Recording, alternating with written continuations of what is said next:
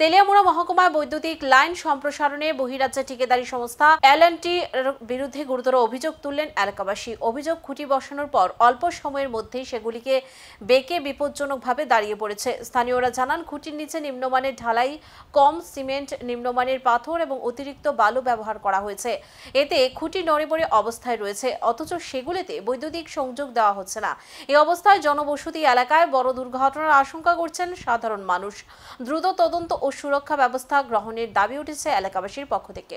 সমস্যা দাদা এদিকে আপনাদের এদিকে সমস্যা তো হইল কি, এরা লাইনগুলো সোজা টানছে না টানাতে খুঁড়িগুলা যখন তারগুলা টানবে তখন খুঁড়িগুলো আইলা লাগে, নরম মাটি খুঁড়িগুলো আইলা লাগে, কাজে যে কোনো সময় খুঁড়িগুলা আইলা পড়তে পারে।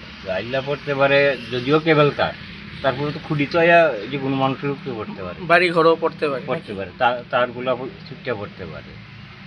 কাজে এইগুলা ঠিক করা নিশ্চিন্ত প্রয়োজন। বলা যায় তো আপনার যে কোনো সময় কোনো ধরনের বিপদ ঘটতে পারে নাকি? এটাই তো বিপদ তো ঘটতেই পারে। কতদিন হইব এগুলি বয়স আছে? বয়সে যে মাসখানেক, মাস 1.5 মাসের। কি মনে করতেছেন এত তাড়াতাড়ি খুঁটিগুলি এরকম অবস্থা আপনারা? না এটা তো বয়সের সোজা, তার টান দিছে পরে একটু আইলে আছে, মানে গ্রাউন্ডে শক্ত নাই, নিচে নরম। নিচে না কি কমেন মানে কাজের আপনার নিচে নিচে ঠিকভাবে ঢালাই দেওয়া হয়েছে না বা কি এরকম কিছু? ঢালাই এরা যতটুকু গর্ত করছে ততটুকু ঢালাই দিচ্ছে, কিন্তু এই ঢালাইয়ের টিকতো না তো।